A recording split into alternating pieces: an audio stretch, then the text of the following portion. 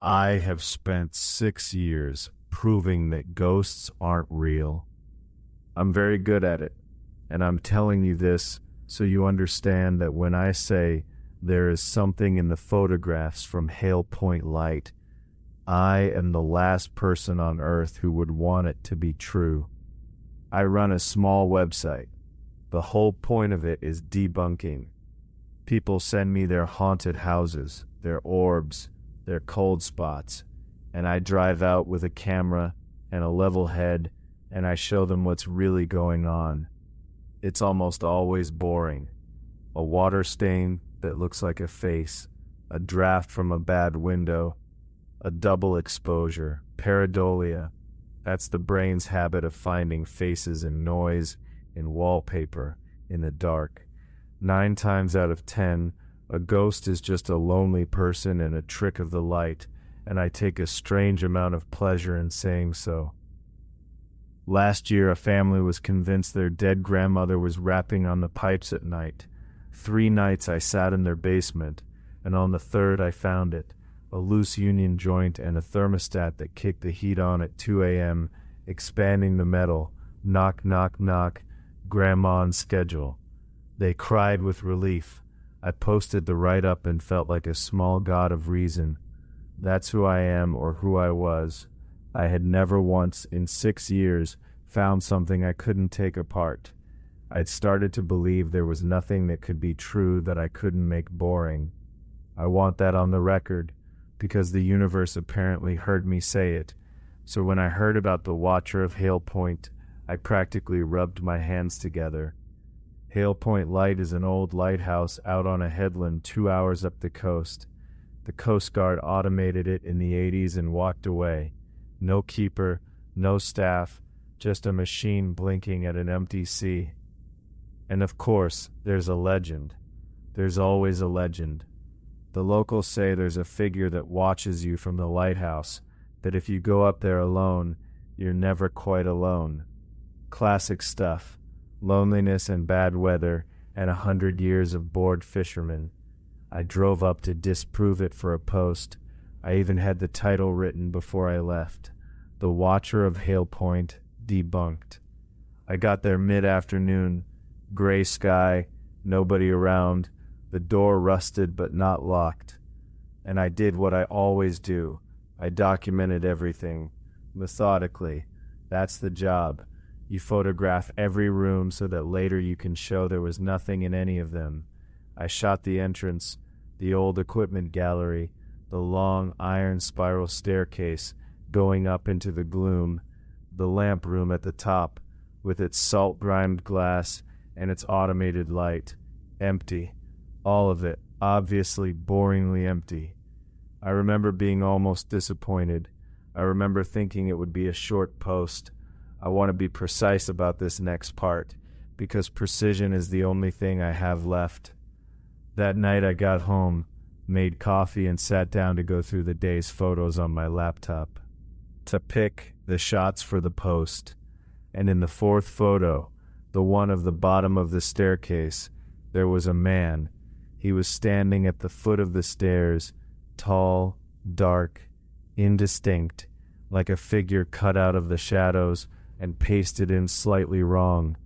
And he was facing the camera, facing me. There was no one there.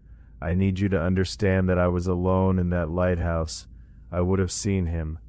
He's standing 12 feet from where I stood, in good light, dead center in the frame. And when I took that photo, there was nothing there but stairs. And here's the thing. Here's the thing that should tell you who I am.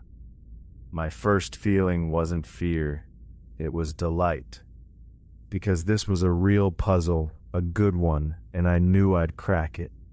I started debunking it out loud to my empty apartment. A coat on a hook, a trick of the long exposure, a smudge on the lens shaped like a man. I zoomed in to find the seam, the proof, the boring explanation. It was in the next photo, too. The lamp room, top of the lighthouse, 100 feet and a 4-minute climb away from the stairs. Same figure, standing in the corner by the glass, facing the camera. And the photo after that, the equipment gallery, There again.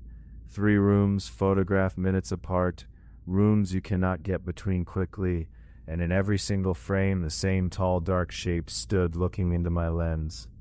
I never saw it once through the viewfinder. It was only ever there afterward, in the picture, after the fact. I stopped enjoying myself around then. I did what any rational person does. I lined the photos up in order, by timestamp, to map it out, to make it make sense. And that's when I saw the part I haven't been able to stop seeing. Going through the photos in the order I took them, the figure is closer in each one. Not in different places at random, closer, frame by frame, photograph by photograph. It is moving toward the camera, toward where I was standing, toward me. I told myself to close the laptop, stop looking, and I genuinely tried. But I want to explain the trap I was in, because it's the cleverest part, and I didn't understand it until it was far too late. The only way to know how close it had gotten was to look at the next photo. The only way to measure the thing was to keep documenting it. My need for proof, my whole careful skeptical method, the thing I'm proudest of, that was the mechanism. Every photograph I examined to disprove it was another step I was inviting it to take. It doesn't feed on belief. Believers run. It feeds on people like me. People who can't leave a mystery alone. People who'll take just one more picture to be sure. But first, because I am who I am, I tried one more experiment. I told myself the fault had to be in the camera. A flaw in the sensor, a ghost image burned into the lens, something mechanical that would put the same dark shape in every frame. So I lifted the camera and I took a photo of my own living room, just to prove the figure would show up here too, in a boring, familiar place, and then I'd know it was the equipment and I could sleep. The photo of my living room was clean. No figure. Empty room, my coat on the chair, my cold coffee on the table. For about 10 seconds I was flooded with relief. It was the lighthouse after all, some quirk of that one location, and I was safe here. Then I noticed the timestamp, and I went cold all the way through. Because the photo wasn't clean, because the figure isn't here. The photo was clean because the figure hadn't arrived in it yet. It only ever shows up in the next one. So I did the stupidest, most human thing. To be sure, I raised the camera and took a second photo of my own empty living room. I haven't looked at that one yet. It's still on the card. Remember that. So I did the thing I should have done first. I researched it properly, and that's where the floor dropped out of the world. I found the watcher in other photographs. Not stories, photographs. There's a keeper's glass plate photo from 1911, a long exposure of the lamp room, and there in the corner is a tall, dark figure the keeper noted he could not account for. There's a 1958 newspaper clipping about the lighthouse with a grainy picture, and the shape is in the doorway. A tourist snapshot from 1987, posted online decades later, with the caption, "Anyone else see this?" Same figure, on the stairs. It is in all of them. It has been in the photographs of Hale Point Light for over 100 years. It was never the lighthouse that was haunted. It was never a place at all. It's in the act of looking, the act of capturing, the act of insisting, the way I always insist, on proof. Every few years it finds someone like me, someone clever, someone sure, someone who points a lens at the dark and demands it explain itself. And it obliges. It steps closer, one picture at a time, for as long as that person can't stop looking. I am not the first skeptic to find the watcher. I understood that, sitting there at 3 a.m. I'm just the newest one. 100 years of careful, rational people, each of us certain we were about to explain it.